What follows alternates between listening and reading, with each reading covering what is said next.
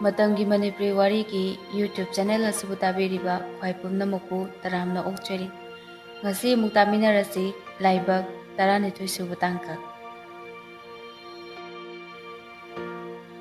ꯁꯍꯦꯟꯕꯤꯅ ꯂꯝꯉꯥꯟꯕ madam ꯂꯥꯛꯑꯦ ꯂꯥꯛꯑꯣ madam ꯆꯪꯂꯛꯑꯣ꯫ ꯏꯆꯦ ꯉꯁꯤꯗꯤ ꯀꯩ ꯌꯦꯟꯖꯥꯡ ꯆꯥꯔꯒꯦ?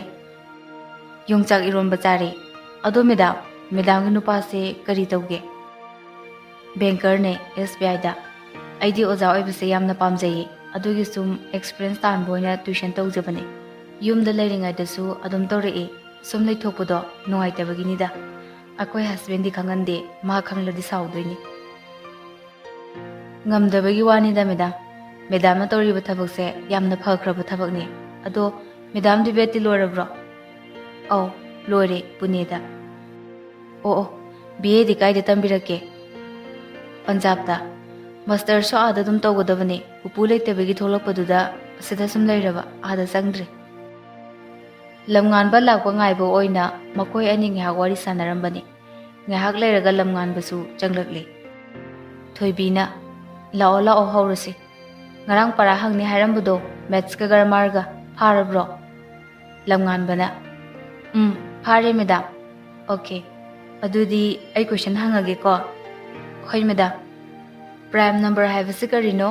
ꯑꯦꯛꯖꯥꯝꯄꯜ ꯄꯤꯌꯨ꯫ ꯐꯦꯛꯇꯔ ꯑꯅꯤꯗꯒꯤ ꯍꯦꯟꯅ ꯂꯩꯇꯕ, ꯑꯗꯨꯁꯨ ꯃꯁꯤꯡ ꯃꯁꯥꯃꯛꯀ 1ꯒ ꯑꯣꯏꯕ ꯅꯝꯕꯔ ꯑꯗꯨꯕꯨ ꯄ꯭ꯔꯥꯏꯝ ꯅꯝꯕꯔ ꯀꯧꯋꯦ꯫ Example 3꯫ Okay, even prime number ꯑꯣꯏꯕ ꯃꯁꯤꯡꯗꯨꯗꯤ ꯀꯩꯅꯣ? 2ꯅꯦ ꯃꯦꯗꯥꯝ꯫ ꯒꯨꯗ꯫ ꯑꯗꯨꯒ ꯒ꯭ꯔꯥꯃꯥꯔꯒꯤ ꯃꯦꯟ ꯚꯔꯕ ꯃꯈꯜ ꯀꯌꯥ ꯁꯨꯏ? ꯀꯔꯤ ꯀꯔꯤꯅꯣ? 2 ꯁꯨꯏ, ꯇ꯭ꯔꯥꯟꯁꯤꯇꯤꯚ ꯚꯔꯕ ꯑꯦꯟ ꯏꯟꯇ꯭ꯔꯥꯟꯁꯤꯇꯤꯚ ꯚꯔꯕ꯫ ꯒꯨꯗ ꯕꯣꯏ꯫ ꯑꯗꯣ ꯉꯁꯤꯗꯤ ꯄꯔꯥ ꯃꯈꯥ ꯂꯧꯊꯁꯤꯀꯣ, ꯒ꯭ꯔꯥꯃꯥꯔꯒꯤꯅꯤ, ꯃꯨꯟꯅ ꯇꯥꯎꯀꯣ꯫ ꯇ꯭ꯔꯥꯟꯁꯤꯇꯤꯚ ꯚꯔꯕ ꯍꯥꯏꯕꯗꯤ ꯑꯣꯕꯖꯦꯛ ꯂꯩꯕ ꯚꯔꯕꯇꯨꯕꯨ ꯀꯧꯏ꯫ Four example, I eat an apple꯫ ꯃꯁꯤꯗ ꯑꯣꯕꯖꯦꯛꯁꯦ ꯀꯔꯤꯅꯣ? ꯑꯦꯄꯜ꯫ ꯑꯗꯨꯒ ꯚꯔꯕꯇꯣ ꯑꯣꯕꯖꯦꯛ ꯌꯥꯎꯏ ꯌꯥꯎꯗꯦ ꯍꯥꯏꯕꯁꯤ ꯀꯃꯥꯏꯅ ꯈꯪꯒꯅꯤ ꯈꯪꯕ꯭ꯔꯥ? ꯈꯪꯗꯦ ꯃꯦꯗꯥꯝ꯫ ꯍꯥꯏꯔꯛꯀꯦ, ꯃꯨꯟꯅ ꯇꯥꯎꯀꯣ꯫ ꯁꯦꯟꯇꯦꯟꯁꯇꯨꯗ ꯌꯥꯎꯔꯤꯕ ꯑꯣꯕꯖꯦꯛꯇꯨꯅ ꯚꯔꯕꯇꯨꯗ ꯀꯣꯏꯁꯟ ꯍꯪꯒꯗꯕ, ꯃꯗꯨꯗ ꯑꯟꯁꯔ ꯐꯪꯂꯕ, ꯐꯪꯂꯤꯕ ꯑꯟꯁꯔꯗꯣ ꯑꯣꯕꯖꯦꯛꯅꯤ꯫ ꯑꯗꯨꯒ ꯚꯔꯕꯇꯨꯅ ꯇ꯭ꯔꯥꯟꯁꯤꯇꯤꯚ ꯚꯔꯕꯅꯦ꯫ Example ꯌꯦꯡꯁꯤꯀꯣ꯫ I eat an apple ꯍꯥꯏꯕ ꯁꯦꯟꯇꯦꯟꯁꯁꯤꯗ I ꯁꯤ ꯁꯕꯖꯦꯛꯅꯤ, ꯑꯗꯨꯒ ꯏꯠꯁꯤꯅ ꯚꯔꯕꯅꯤ꯫ ꯁꯕꯖꯦꯛꯅ ꯚꯔꯕꯇ ꯀꯣꯏꯁꯟ ꯍꯪꯁꯤꯀꯣ꯫ ꯑꯩꯅ ꯀꯔꯤ ꯆꯥꯔꯤ? ꯂꯝꯉꯥꯟꯕꯅ ꯑꯦꯄꯜ꯫ ꯑꯟꯁꯔ ꯐꯪꯉꯦꯀꯣ꯫ ꯑꯦꯄꯜ ꯀꯔꯤ ꯑꯣꯏꯔꯦ? ꯑꯣꯕꯖꯦꯛ꯫ ꯑꯗꯨꯒ ꯚꯔꯕꯁꯤꯅ ꯇ꯭ꯔꯥꯟꯁꯤꯇꯤꯚ ꯚꯔꯕ, ꯑꯗꯨꯒ ꯏꯟꯇ꯭ꯔꯥꯟꯁꯤꯇꯤꯚꯅ ꯁꯕꯖꯦꯛ ꯌꯥꯎꯗꯕ verb. Four example, The baby is crying꯫ ꯀꯣꯏꯁꯟ ꯍꯪꯁꯤꯀꯣ꯫ ꯑꯉꯥꯡꯅ ꯀꯔꯤ ꯀꯞꯄꯤ? ꯌꯥꯕ꯭ꯔꯥ? ꯌꯥꯗꯦ, answer ꯐꯪꯗꯦꯀꯣ꯫ So, the verb is intransitive verb꯫ ꯑꯁꯨꯝꯅ ꯊꯣꯏꯕꯤ ꯑꯉꯥꯡ ꯇ꯭ꯌꯨꯁꯟ ꯇꯧꯕ ꯂꯣꯏꯕꯒ ꯃꯌꯨꯝꯗ ꯍꯜꯂꯛꯏ꯫ ꯋꯥꯗꯤ ꯋꯥꯏ꯫ ꯀ꯭ꯂꯥꯁ ꯌꯥꯎꯕ ꯍꯦꯛ ꯂꯣꯏꯕꯒ ꯇ꯭ꯌꯨꯁꯟ ꯑꯃꯨꯛ ꯇꯧꯕ꯫ ꯋꯥꯈꯜꯅꯒ ꯅꯨꯡꯉꯥꯏꯇꯕꯒ ꯃꯁꯥꯗꯣ ꯃꯌꯦꯡ ꯈꯔ ꯇꯥꯏ꯫ ꯃꯧ ꯑꯅꯧꯕꯤ ꯍꯥꯏꯕꯁꯦ ꯃꯁꯛ ꯐꯅ ꯊꯤꯔꯕꯁꯨ ꯌꯦꯡꯕꯗ ꯑꯗꯨꯝ ꯅꯨꯡꯉꯥꯏꯕ ꯃꯇꯝꯅꯤ꯫ ꯑꯗꯨꯕꯨ ꯊꯣꯏꯕꯤꯗꯤ ꯋꯥꯈꯜꯅ ꯍꯥꯏꯒꯗ꯭ꯔꯥ ꯃꯁꯥꯗꯣ ꯁꯨꯝ ꯃꯌꯦꯡ ꯇꯥꯔꯛꯏ꯫ ꯍꯪꯆꯤꯠ ꯌꯥꯎꯁꯪꯅꯤ ꯍꯥꯏꯕ ꯅꯨꯃꯤꯠꯇ ꯄꯥꯔꯤ ꯁꯨꯇꯤ ꯊꯣꯛꯂꯛꯏ꯫ ꯃꯍꯥꯛ CICF ꯑꯣꯏ꯫ ꯅꯨꯃꯤꯗꯥꯡ ꯋꯥꯏꯔꯝꯅꯤ꯫ ꯁꯣꯐꯤꯌꯥꯒꯤ ꯔꯨꯝꯗ ꯃꯇꯝ ꯀꯨꯏꯅ ꯎꯅꯔꯨꯗ꯭ꯔꯕ ꯃꯆꯥ ꯑꯅꯤꯗꯨꯒ ꯄꯥꯔꯤ ꯅꯨꯡꯉꯥꯏꯅ ꯁꯥꯟꯅꯖꯩ꯫ ꯄꯥꯔꯤꯅ ꯑꯊꯣꯏꯕ, ꯏꯗꯣꯝꯆꯥꯗꯤ ꯃꯕꯨꯛ ꯐꯕ꯭ꯔꯣ? ꯑꯊꯣꯏꯕꯅ ꯐꯩ, ꯃꯁꯛꯁꯨ ꯌꯥꯝ ꯐꯖꯩ꯫ ꯄꯥꯔꯤꯅ ꯍꯥꯏꯒꯨꯝꯂꯗꯅ ꯑꯩꯒꯤ ꯏꯅꯥꯎꯁꯦ ꯅꯨꯄꯤ ꯊꯤꯕꯗꯤ ꯌꯥꯝ ꯍꯩꯅꯦ꯫ ꯁꯣꯐꯤꯌꯥꯅ ꯑꯃꯨꯛ ꯌꯥꯝ ꯆꯝꯃꯦ ꯇꯥꯃꯣ, ꯅꯨꯡꯁꯨ ꯌꯥꯝꯅ ꯅꯨꯡꯁꯤꯖꯥꯅꯤ꯫ ꯈꯪꯉꯕ, ꯑꯩꯅꯅꯦ ꯇꯥꯃꯣꯒꯤ ꯃꯅꯥꯛꯇ ꯆꯠꯂꯔꯣꯏ ꯍꯥꯏꯕꯗ ꯃꯥꯅ ꯍꯥꯏꯅꯦ, ꯇꯥꯃꯣ ꯃꯊꯟꯇ ꯂꯩꯕꯗꯣ ꯅꯨꯡꯉꯥꯏꯔꯣꯏ, ꯆꯠꯂꯨꯁꯨ ꯏꯆꯦ, ꯂꯝꯁꯨ ꯀꯣꯏꯊꯣꯔꯛꯎ ꯀꯥꯏꯅꯒ ꯍꯥꯏꯔꯤꯄꯣꯠꯅꯤ꯫ ꯇꯟꯖꯥꯗꯨꯗ ꯊꯣꯏꯕꯤ ꯆꯥ ꯄꯨꯔꯒ ꯆꯪꯂꯛꯏ꯫ ꯃꯇꯩ ꯂꯩꯕꯗꯨꯗ ꯐꯤꯅ ꯃꯀꯣꯛꯇꯨ ꯀꯨꯞꯁꯤꯜꯂꯤ꯫ ꯊꯣꯏꯕꯤꯅ ꯏꯆꯦ, ꯆꯥ꯫ ꯁꯣꯐꯤꯌꯥ ꯄꯣꯔꯛꯑꯣ, ꯅꯇꯩꯅ ꯉꯁꯥꯏꯗꯒꯤ ꯅꯪꯕꯨ ꯌꯥꯝꯅ ꯆꯝꯕ ꯃꯥꯜꯂꯦ ꯍꯥꯏꯔꯤꯅꯤ꯫ ꯊꯣꯏꯕꯤ ꯑꯃꯨꯛꯇꯁꯨ ꯎꯗ꯭ꯔꯤꯕꯅꯤꯅ ꯃꯇꯩꯒꯤ ꯋꯥꯗꯨꯗ ꯏꯀꯥꯏꯅ ꯅꯣꯛꯐꯦꯠ ꯇꯧꯖꯩ꯫ ꯊꯣꯏꯕꯤ ꯈꯔ ꯂꯥꯞꯇꯛꯅ ꯄꯥꯔꯤꯒꯤ ꯆꯥꯗꯣ ꯇꯦꯕꯜꯗ ꯊꯝꯃꯤ꯫ ꯊꯣꯏꯕꯤꯅ ꯏꯇꯩꯒꯤ ꯆꯥ ꯁꯤꯗ ꯊꯝꯖꯔꯒꯦ꯫ ꯌꯥꯔꯦ ꯌꯥꯔꯦ ꯊꯝꯃꯣ ꯊꯝꯃꯣ ꯑꯗꯣ ꯅꯆꯦꯅ ꯃꯁꯇꯔ ꯇꯧꯔꯤ ꯍꯥꯏꯅ ꯇꯝꯃꯤ ꯃꯍꯩꯗꯤ ꯌꯥꯜꯍꯟꯁꯤꯀꯣ ꯍꯣꯏ ꯏꯇꯩ ꯊꯣꯏꯕꯤ ꯃꯄꯥꯟꯗ ꯊꯣꯛꯈ꯭ꯔꯦ ꯆꯥꯛꯁꯪꯗ ꯆꯪꯗꯨꯅ ꯆꯥꯛ ꯊꯣꯡꯅꯕ ꯏꯟꯁꯥꯡ ꯁꯦꯝꯂꯤ ꯁꯣꯐꯤꯌꯥꯁꯨ ꯆꯪꯂꯛꯏ ꯊꯣꯏꯕꯤꯅ ꯀꯩꯅꯣ ꯏꯆꯦ ꯏꯇꯩꯗꯣ ꯉꯁꯤ ꯈꯛꯇ ꯂꯥꯛꯇ ꯉꯥꯏꯔꯤ ꯁꯤꯗ ꯑꯃꯨꯛ ꯆꯪꯂꯛꯏꯁꯤꯕꯨ ꯀꯩꯒꯤꯅꯣ ꯏꯇꯩꯒꯤ ꯃꯅꯥꯛꯇ ꯂꯩꯔꯨꯆꯨ ꯍꯩꯃ ꯌꯥꯅꯤꯍꯦ ꯉꯁꯤ ꯑꯉꯥꯡꯁꯤꯗꯤꯕ ꯌꯥꯔꯣꯏ ꯏꯆꯦ ꯆꯪꯂꯛꯀꯅꯣ ꯁꯤꯗ ꯆꯪꯂꯛꯄ ꯌꯥꯔꯣꯏꯀꯣ ꯏꯆꯦ ꯆꯠꯂꯣ ꯆꯠꯂꯣ ꯍꯥꯏꯕꯅꯤ ꯏꯆꯦ ꯁꯣꯐꯤꯌꯥꯁꯨ ꯊꯣꯏꯕꯤꯅ ꯌꯥꯝꯃꯟꯗꯕꯗꯨꯗ ꯆꯠꯈ꯭ꯔꯦ ꯊꯣꯏꯕꯤꯅ ꯏꯆꯦ ꯅꯪꯗꯤ ꯅꯔꯥꯏꯕꯛ ꯌꯥꯝꯅ ꯐꯩꯀꯣ ꯅꯪꯒꯨꯝꯅ ꯃꯄꯨꯔꯣꯏꯕꯒꯤ ꯃꯤꯅꯨꯡꯁꯤ ꯐꯪꯕ ꯅꯨꯄꯤꯗꯤ ꯃꯊꯪ ꯃꯄꯣꯛꯇ ꯑꯣꯏꯖꯒꯦꯀꯣ ꯍꯟꯗꯛ ꯃꯄꯣꯛꯁꯤꯗ ꯐꯪꯗ꯭ꯔꯁꯨ 이때이부 세계는 아무 파워 다독비가누고 이제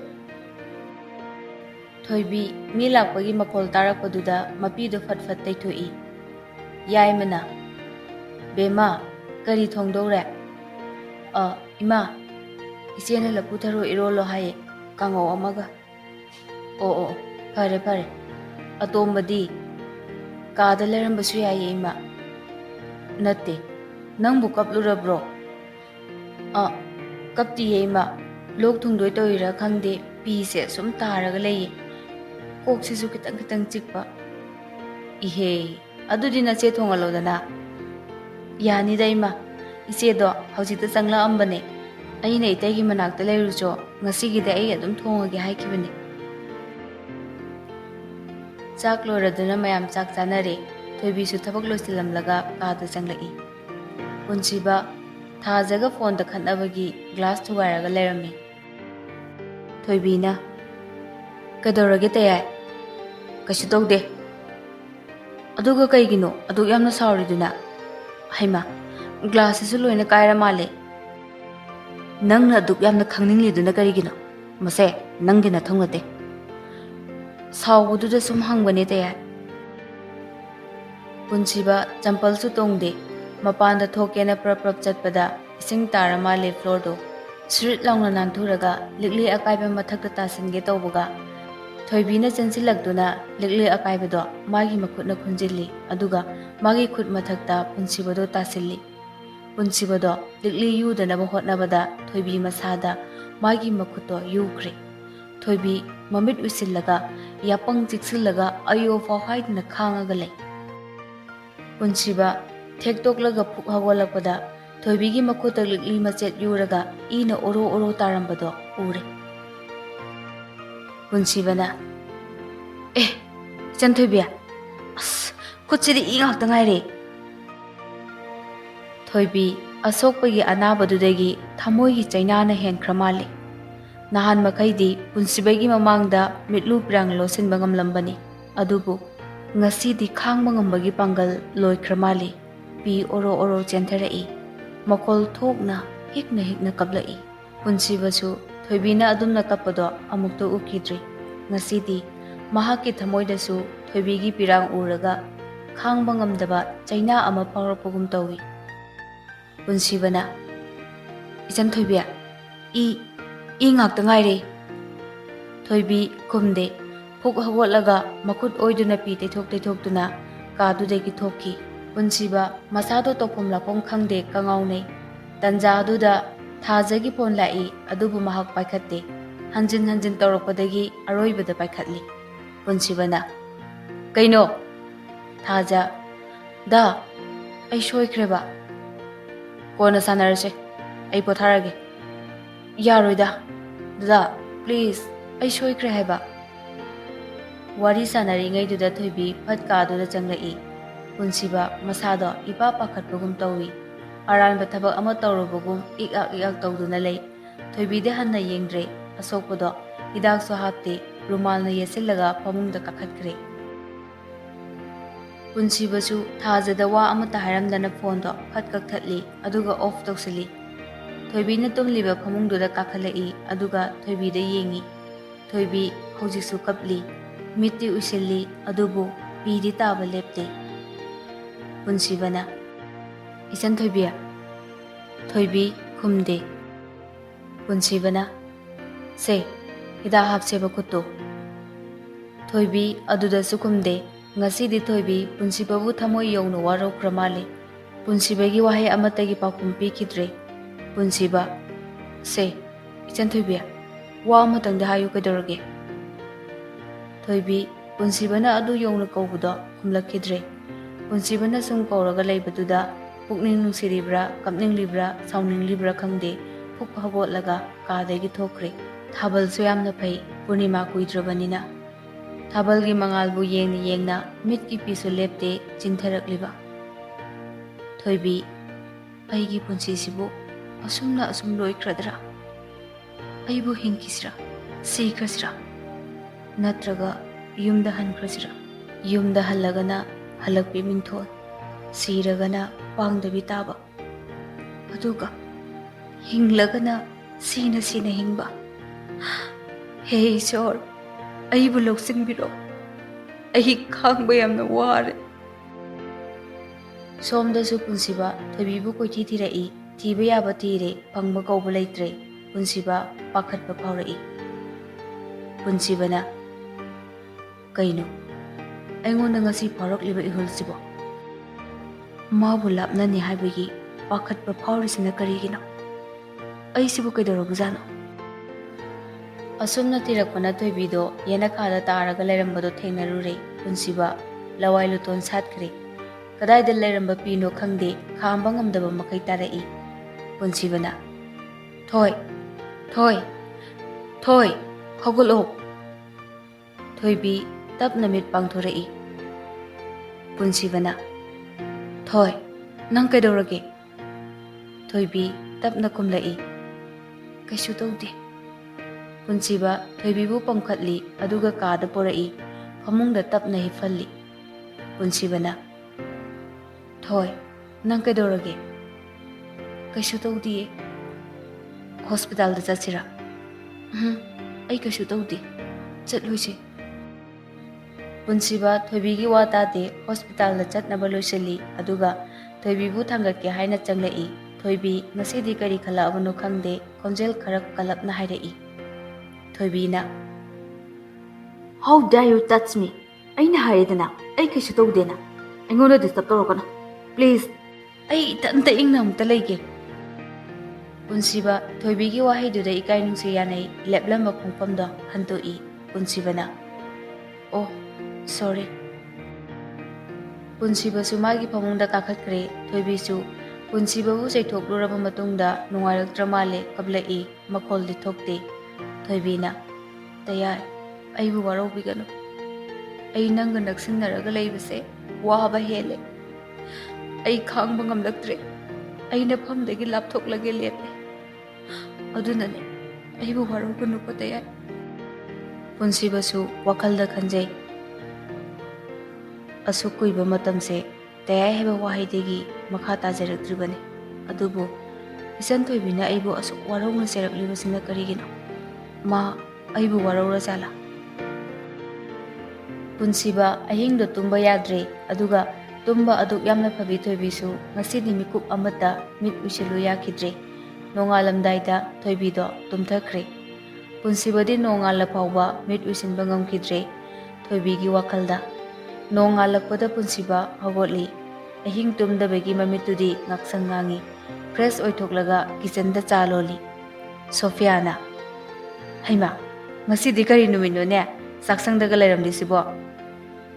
Itema, Amado, Masanga Maudre, Ada Haima, Kari Oinangam Drino. Itema, Narang the Magi could yet do, glass akaiba kunkat pada Yukibane. Oho. Onthokpani da magi daw siso mamang da na khut oi thangbada handak namu yetta Punsiba cha hairaga ka da poraklaga table da thammi ngahak leraga thoibi so bolai Punsiba thoibi gi manak da changsilai adubu thoibi da hanna yengdre adum thokre ngahak leraga brush to boloraga ka da changlai Punsibana Thoi sa sida leire nangi aina lolabane Toibi sukong kumde. Punsiba masado haifam tofong kangdre. Toibi na wa amatang ang lagtabaduda aduk chaw prabakada laifam laitabugum tawi. Asum na matam kara haukre. ꯌꯥꯎꯁꯪꯗ ꯊꯥꯖꯒ ꯎꯅꯒꯅꯤ ꯇꯧꯔꯝꯕꯗꯨꯁꯨ ꯎꯅꯈꯤꯗ꯭ꯔꯦ꯫ ꯄꯨꯟꯁꯤꯕ ꯊꯣꯏꯕꯤꯒꯤ ꯍꯣꯡꯂꯛꯂꯤꯕ ꯃꯇꯧꯁꯤꯗ ꯅꯨꯡꯗꯤ ꯅꯨꯡꯉꯥꯏꯖꯗꯦ, ꯑꯗꯨꯕꯨ ꯃꯥꯒꯤ ꯋꯥ ꯇꯥꯕꯤꯗ꯭ꯔꯕ, ꯄꯥꯎꯈꯨꯝ ꯄꯤꯕꯤꯗ꯭ꯔꯕꯗ ꯃꯥꯁꯨ ꯀꯔꯤꯝꯇ ꯍꯥꯏꯗ꯭ꯔꯦ꯫ ꯄꯥꯔꯤꯒ ꯁꯣꯐꯤꯌꯥꯒ ꯍꯌꯦꯡ ꯆꯠꯀꯅꯤ ꯍꯥꯏꯕꯒꯤ ꯅꯨꯃꯤꯗꯥꯡꯅꯤ꯫ ꯁꯣꯐꯤꯌꯥ ꯆꯠꯈ꯭ꯔꯅꯤ ꯈꯟꯕꯗ ꯊꯣꯏꯕꯤ ꯂꯣꯟꯅ ꯂꯣꯟꯅ ꯀꯞꯄꯤ, ꯁꯣꯐꯤꯌꯥꯁꯨꯅꯤ, ꯑꯗꯨꯕꯨ ꯑꯃꯅ ꯑꯃꯒꯤ ꯃꯃꯥꯡꯗꯗꯤ ꯀꯞꯇꯦ, ꯅꯨꯡꯉꯥꯏꯅꯔꯣꯏ ꯈꯟꯗꯨꯅ꯫ ꯊꯣꯏꯕꯤꯅ, "ꯏꯆꯦ, ꯅꯪ ꯆꯠꯈ꯭ꯔꯅꯤꯀꯣ?" "ꯑꯩ ꯆꯠꯂꯔꯣꯏꯗ." "ꯑꯦ, ꯀꯩꯒꯤꯅꯣ ꯏꯆꯦ? ꯑꯗꯨꯃꯥꯏꯅ ꯇꯧꯒꯅꯨ. ꯏꯇꯩꯒꯤ ꯁꯦꯕꯥ ꯈꯤꯇꯪꯗ ꯑꯣꯏꯔꯕꯁꯨ ꯇꯧꯕ ꯌꯥꯏ." "ꯏꯆꯦ, ꯅꯪ ꯌꯥꯝꯅ ꯅꯨꯡꯁꯤꯗꯦꯀꯣ." ꯑꯁꯤ ꯍꯥꯏꯔꯒ ꯐꯥꯒꯤ ꯇꯧꯏ꯫ ꯃꯊꯪꯒꯤ ꯅꯨꯃꯤꯠꯅꯤ, ꯁꯣꯐꯤꯌꯥꯒ ꯄꯥꯔꯤꯒ ꯀꯥꯁꯃꯤꯔꯒꯤꯗꯃꯛ ꯏꯝꯐꯥꯜ ꯊꯥꯗꯣꯛꯈ꯭ꯔꯦ꯫ ꯑꯁꯨꯝꯅ ꯊꯥ ꯑꯃ ꯐꯥꯔꯦ ꯁꯣꯐꯤꯌꯥꯅ ꯆꯠꯈꯤꯕ꯫ ꯄꯨꯟꯁꯤꯕꯒ ꯊꯣꯏꯕꯤꯒꯁꯨ ꯋꯥ ꯊꯣꯏꯅ ꯉꯥꯡꯅꯗ꯭ꯔꯦ꯫ ꯊꯣꯏꯕꯤꯁꯨ 4th ꯁꯦꯃꯤꯁꯇꯔꯒꯤ ꯑꯦꯛꯖꯥꯝ ꯅꯛꯁꯤꯜꯂꯛꯄꯒꯤ ꯂꯥꯏꯔꯤꯛꯇ ꯃꯥꯏ ꯑꯣꯟꯁꯤꯟꯈ꯭ꯔꯦ꯫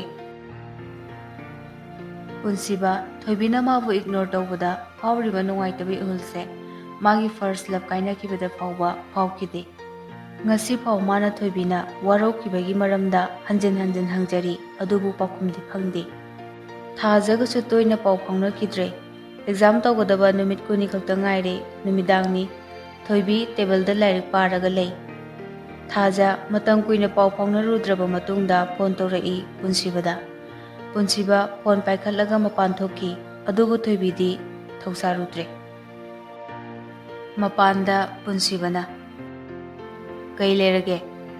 ꯊꯥꯖ, "ꯗꯥ, ꯑꯩ ꯏꯝꯐꯥꯜꯗ ꯂꯩꯌꯦ, ꯑꯩꯈꯣꯏ ꯅꯦꯅꯦ ꯍꯣꯏꯗ, ꯍꯌꯦꯡ ꯑꯃꯨꯛꯇ ꯎꯅꯁꯦ." "ꯑꯩ ꯊꯕꯛ ꯈꯔ ꯆꯤꯜꯂꯦ, ꯅꯪꯒꯤ ꯅꯨꯄꯥꯗꯨꯒ ꯑꯗꯨꯝ ꯎꯅꯧ." "ꯗꯗꯥ, ꯑꯗꯨꯃꯥꯏꯅ ꯍꯥꯏꯒꯅꯨ. ꯑꯩ ꯅꯉꯣꯟꯗ ꯀꯩꯅꯣꯝꯇ ꯁꯦꯡꯗꯣꯛꯆꯒꯦ ꯇꯧꯕꯅꯦ. ꯃꯁꯤꯃꯇꯪꯗꯤ ꯌꯥꯕꯤꯌꯨ, ꯄ꯭ꯂꯤꯖ." "ꯐꯔꯦ, ꯑꯩ ꯂꯥꯛꯀꯦ. ꯅꯪꯅ ꯎꯅꯁꯦ ꯍꯥꯏꯔꯤꯁꯤꯅ ꯀꯗꯥꯏꯗꯅꯣ?" "ꯑꯅꯛꯄ ꯒꯥꯔꯗꯦꯟ ꯑꯃꯗ." "ꯄꯨꯡ ꯀꯌꯥꯗ?" "ꯑꯩꯗꯤ ꯑꯣꯐꯤꯁ ꯂꯦꯞꯄ ꯌꯥꯔꯣꯏ." "ꯂꯦꯞꯀꯅꯨ, ꯌꯥꯅꯤꯌꯦ. ꯄꯨꯡ 1 ꯑꯗꯨꯋꯥꯏꯗ ꯎꯅꯁꯦ." "ꯐꯔꯦ, ꯑꯗꯨꯗꯤ ꯑꯩ ꯊꯝꯃꯒꯦ." ꯄꯨꯟꯁꯤꯕ ꯀꯥꯗ ꯆꯪꯂꯛꯏ꯫ ꯊꯣꯏꯕꯤꯗꯤ ꯐꯃꯨꯡꯗ ꯍꯤꯞꯂꯒ ꯂꯩꯔꯝꯃꯦ, ꯋꯥ ꯑꯃ ꯐꯥꯎꯕ ꯉꯥꯡꯈꯤꯗ꯭ꯔꯦ ꯉꯁꯤꯁꯨ꯫ ꯃꯊꯪꯒꯤ ꯅꯨꯃꯤꯠꯀꯤ ꯑꯌꯨꯛꯅꯤ, ꯊꯣꯏꯕꯤ ꯆꯥꯛꯁꯪꯗ ꯆꯥꯛ ꯊꯣꯡꯂꯤꯉꯩꯗ ꯉꯥꯟꯊꯣꯏ ꯐꯣꯟ ꯇꯧꯔꯛꯏ꯫ ꯉꯥꯟꯊꯣꯏꯅ, "ꯃꯧ ꯑꯅꯧꯕꯤ, ꯑꯦꯗꯃꯤꯠ ꯀꯥꯔꯗ ꯂꯥꯛꯑꯦ ꯍꯥꯏꯌꯦ." "ꯑꯣ, ꯑꯗꯨꯗꯤ ꯂꯧꯔꯨꯔꯁꯦ." "ꯍꯣꯏ, ꯂꯧꯔꯨꯔꯁꯦ. ꯑꯗꯣ ꯅꯪꯕꯨ ꯀꯌꯥꯝ ꯄꯥꯔꯒꯦ?" "ꯑꯁ, ꯉꯝꯗꯦꯗ, ꯌꯨꯝꯒꯤ ꯊꯕꯛ ꯃꯌꯥꯝꯁꯤꯗ." "ꯌꯥꯔꯦ ꯏꯕꯦꯝꯃ, ꯄꯥꯗꯦ ꯄꯥꯗꯦ ꯍꯥꯏꯔꯒ ꯇꯣꯄꯔꯅ ꯅꯪꯅ ꯍꯦꯛꯇ ꯇꯥꯏ." "ꯑꯁ ꯉꯥꯟꯊꯣꯏ, ꯍꯟꯗꯛꯇꯤ ꯇꯥꯔꯔꯣꯏ ꯍꯥꯏꯕ. ꯑꯩ ꯇꯣꯛꯑꯦꯀꯣ, ꯑꯩ ꯇꯣꯛꯑꯦ ꯍꯟꯗꯛꯇꯤ." "ꯏꯃꯥ ꯏꯕꯦꯝꯃ." "ꯍꯣꯏ ꯏꯕꯦꯝꯃ, ꯅꯪꯒꯤ ꯃꯔꯩꯗꯣ ꯍꯣꯔꯦꯟ ꯐꯝꯃꯒ ꯐꯖꯅ ꯌꯦꯠꯅꯔꯁꯤ. ꯑꯩ ꯊꯝꯃꯒꯦꯀꯣ. ꯍꯣꯔꯦꯟ ꯂꯥꯛꯑꯝꯗꯥꯏꯗ ꯐꯣꯟ ꯇꯧꯔꯛꯑꯣ." "ꯍꯣꯏ, ꯇꯧꯔꯛꯀꯦ." ꯆꯥꯛ ꯂꯣꯏꯔꯛꯄꯒꯤ ꯇꯥꯟꯖꯥꯗꯨꯗ ꯊꯣꯏꯕꯤ ꯄꯨꯟꯁꯤꯕ ꯀꯧꯕ ꯀꯥꯗ ꯆꯪꯂꯛꯏ꯫ ꯊꯣꯏꯕꯤꯅ, "ꯆꯥꯛ ꯊꯤꯔꯦ." "ꯀꯩ ꯌꯦꯟꯖꯥꯡꯅꯣ?" "ꯁꯧꯒ꯭ꯔꯤꯒ ꯀꯥꯡꯉꯧꯒ." "ꯅꯪ ꯑꯝꯇ ꯉꯥꯏꯈꯣ." "ꯆꯥꯛꯁꯪꯗ ꯂꯥꯛꯑꯣ, ꯆꯥꯛꯁꯪꯗ ꯍꯥꯏꯅꯔꯁꯤ." ꯄꯨꯟꯁꯤꯕꯒꯤ ꯋꯥꯗꯨ ꯐꯠ ꯀꯛꯂꯒ ꯊꯣꯏꯕꯤ ꯆꯠꯈꯤ꯫ ꯊꯣꯏꯕꯤꯒꯤ ꯄꯥꯎꯈꯨꯝꯗꯨ ꯄꯨꯟꯁꯤꯕ ꯅꯨꯡꯗꯤ ꯅꯨꯡꯉꯥꯏꯖꯗꯦ꯫ ꯄꯨꯟꯁꯤꯕ ꯇꯁꯦꯡꯅ ꯊꯣꯏꯕꯤꯕꯨ ꯅꯨꯡꯁꯤꯔꯦ, ꯑꯗꯨꯕꯨ ꯃꯉꯣꯟꯗ ꯐꯥꯎꯔꯤꯕ ꯏꯍꯨꯜꯁꯦ ꯅꯨꯡꯁꯤꯕꯅꯤ ꯍꯥꯏꯕ ꯈꯪꯖꯗꯕꯒꯤ ꯋꯥꯅꯤ꯫ ꯄꯨꯟꯁꯤꯕ ꯆꯥꯛꯈꯨꯝꯗ ꯆꯪꯂꯛꯏ꯫ ꯊꯣꯏꯕꯤ ꯆꯥꯛ ꯊꯤꯗꯣꯛꯂꯒ ꯗꯥꯏꯅꯤꯡ ꯇꯦꯕꯜꯗ ꯊꯝꯃꯤ꯫ ꯄꯨꯟꯁꯤꯕꯅ, "ꯄꯥꯕꯨꯡꯗꯤ?" "ꯂꯧ ꯏꯁꯤꯡ ꯍꯥꯞꯄ ꯆꯠꯈꯤ." "ꯏꯃꯥꯗꯤ?" "ꯍꯤꯡꯒꯣꯜꯗ ꯄꯣꯠ ꯁꯣꯝꯂꯝꯅꯤ." ꯄꯨꯟꯁꯤꯕ ꯋꯥ ꯃꯈꯥ ꯇꯥꯗ꯭ꯔꯦ꯫ ꯆꯥꯛ ꯆꯥꯕ ꯂꯣꯏꯕꯒ ꯑꯣꯐꯤꯁ ꯆꯠꯅꯕ ꯗ꯭ꯔꯦꯁ ꯑꯞ ꯇꯧꯕ ꯆꯪꯂꯛꯏ꯫ ꯊꯣꯏꯕꯤꯁꯨ ꯄꯨꯟꯁꯤꯕꯅ ꯆꯥꯏꯔꯝ ꯈꯣꯠꯂꯝꯕꯁꯤꯡꯗꯨ ꯂꯣꯏꯁꯤꯜꯂꯤ, ꯑꯗꯨꯒ ꯏꯪꯈꯣꯜꯗ ꯊꯕꯛ ꯁꯨꯔꯤꯕ ꯌꯥꯏꯃꯒꯤ ꯃꯅꯥꯛꯇ ꯆꯪꯂꯛꯏ꯫ ꯊꯣꯏꯕꯤꯅ, "ꯏꯃꯥ, ꯑꯩ ꯌꯨꯅꯤꯚꯔꯁꯤꯇꯤ ꯆꯠꯂꯨꯒꯦ, ꯑꯦꯗꯃꯤꯠ ꯀꯥꯔꯗ ꯂꯥꯛꯑꯦ ꯍꯥꯏꯌꯦ." "ꯆꯥꯛꯁꯦ ꯀꯃꯥꯏꯅ ꯇꯧꯁꯤꯒꯦ?" "ꯑꯣ, ꯅꯪ ꯆꯥꯊꯣꯛꯂꯣ ꯏꯕꯦꯝꯃ. ꯏꯃꯥ ꯉꯥꯏ ꯂꯩꯔꯗꯤꯅꯦ ꯅꯪ ꯊꯦꯡꯂꯅꯤ." ꯊꯣꯏꯕꯤ ꯏꯀꯥꯏ ꯏꯀꯥꯏꯅ ꯍꯥꯏꯔꯛꯏ꯫ "ꯏꯃꯥ, ꯂꯨꯄꯥ 50 ꯈꯛꯇ ꯄꯤꯌꯣ, ꯂꯩꯒꯗ꯭ꯔꯣ?" ꯂꯩꯅꯤ ꯂꯩꯅꯤ. ꯃꯣꯟ ꯃꯈꯥꯗ ꯂꯨꯄꯥ 100 ꯂꯩꯍꯧꯕꯅꯦ, ꯑꯗꯨꯗꯣ ꯄꯨꯈ꯭ꯔꯣ."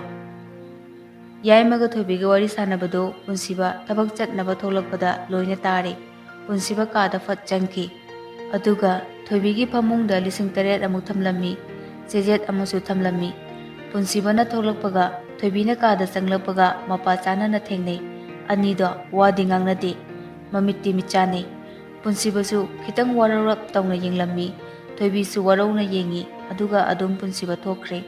Thoibisu kaada changlai adugadi famungda selga chejet amaga lerambadu thengnare. Chejetuda asumna irammi.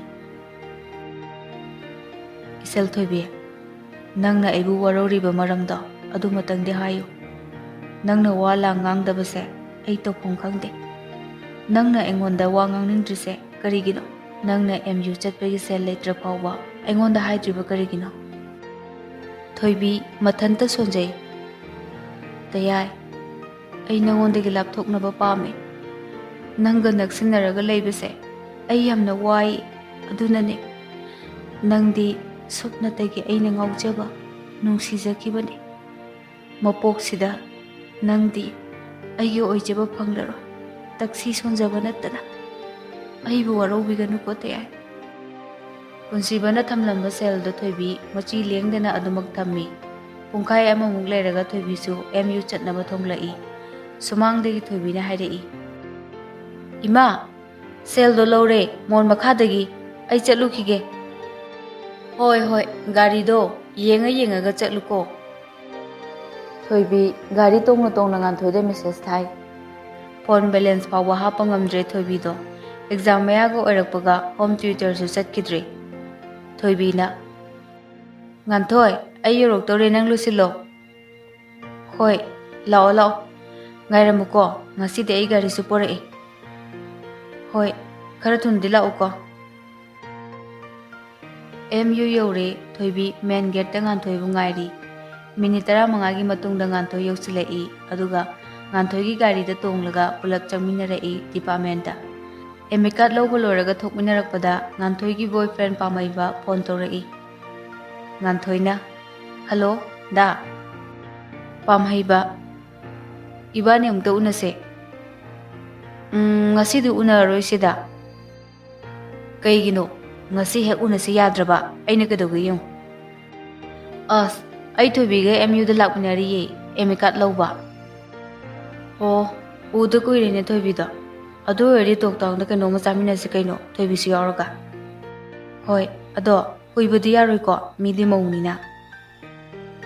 Hoi, nang gari yaurda haikapminaro. Hoi, dalaramo adudi ai thame ko. Thoibina amuk kai chatpaino. Da pamaibado nahan tholakpane. Unaze ngangmada loirabane. Aina nang yauri haiba adamana nangse uda kuireye kainoma chaminase hairiba chaluse. Ado bai akoirongi mina uraga aibulana khankiniye. Uroida yaniba ado chatlusiba. Thoibiga ngan thoiga top town da lai pamhaiba sumoy ani bu ngairaga lerambi. Pulap changminare aduga chaba yaba khara chaminare. Ngayaksa awa nungai wari saraba matungda hallase haina thoglai. Pamhaibasu mamanaba amana phone toraktana hathu chatkre.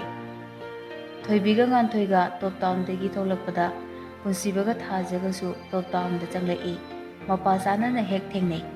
Ngayaktang di michanei punsiba sok chatli. Thoibi di asakpa maita mathakta netpaga chap manakre. Mi lei haibaga kaukre.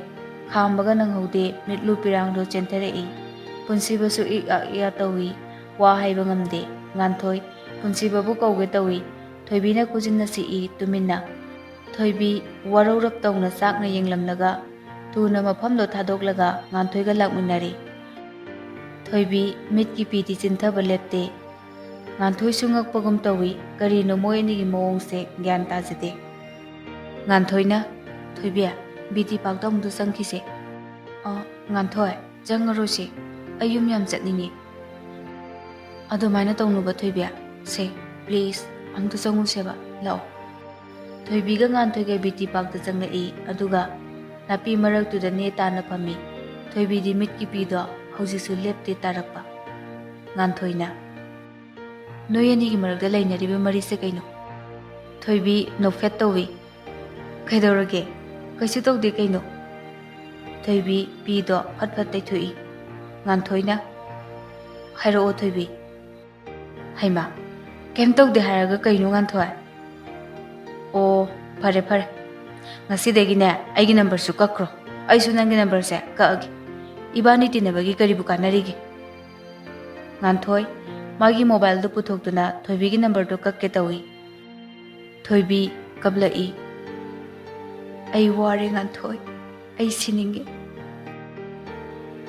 nganthoi da thoibi na maga punsibagi marakta leinariba aduga mana punsibabu kayagi matik nungsijaba pumnamakli nganthoi su thoibi gi wari do taraga kappi nganthoi na oh itei nangse ta sengne itei punsibani ko I can't believe this phai tausano ai inamada haidokani khangni da nama thoibi pakhatna nate nganthoi adu matangdi tobi gano please imung du problem thon ba ai pamde nangna problem pamdi ngaida na samang lisli to o hairo ai mado to pusungong ngama ai lemna tharo haisini nganthoi karigumba nangna ngasi hek inamada hairaba hayeng ayukta ai hasiba hakchangse poloibegi sanskar yawbu lao nang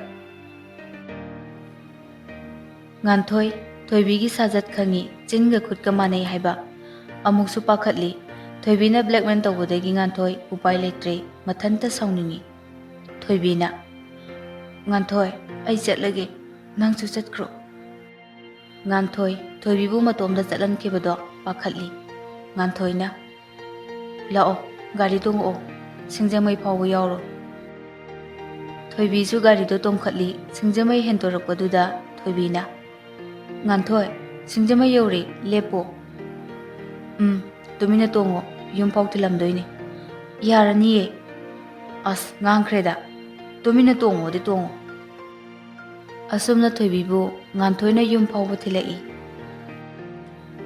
somdana punsiba thoibina chatlamdaida chinthagi ba pido okibadagi masado lefam chafam khangdre thajana da ai selurabini hadoknaraga leibani aina class 9 tamlakko matamdani ai isana yaraga chenkibsu nate phabibani adubo handak moi imungi ahal laaga lohonglase haire imanasu nupina momphom ani subuse hatte na engoda convince tawbadagi aisu yare ai lohonglani junda punsibadi thajana ngasai hairiba mayamdo manada changde thoibina chinthagi ba milugi pirangduni warongna yenglamba miyengduni mimangda uraga leiriba thajana da tabro punsiba ha kariya aina harise tadrbro punsiba thajagi pakum pide punsibana ai thaba amale hoy chatlage si hairaga phat thoglai aduga gari do yum tana thorai gari do IT speed ta thorai lambi da nganthoi ga thengnei nganthoi su kaude saubadagi punsibagi mi amata leraktabagum tawi hojikti somdana thoibi dressing table mamang da lepi masana masagi saktubu uraga mathanta khajaida khupakna thajinje he ikai khangdabi nangna wari do nasana wahanjabani namangda kairak utkre nangbu pamde nungside haina si faw nangna ikai khangdadana yumsida leiraga mingonda maral sige khalliba nangi wakhaldo angakpane tayai de haijai nangbu magi nupini khanba ngamde haina masigi wahangtho khangdabro nangbo tayai gi maral kari mata leite lalibadi nangne si hairaga thoibi mathanta khajaida kupakna thajinse aduga leplambadagi phamtharaktuna hi kaplai ngehak kapaba matungda thoibina I need to move on. I need to leave him. Tanjaduda matang kuina pau paungna rudraba ASR phone tawrai.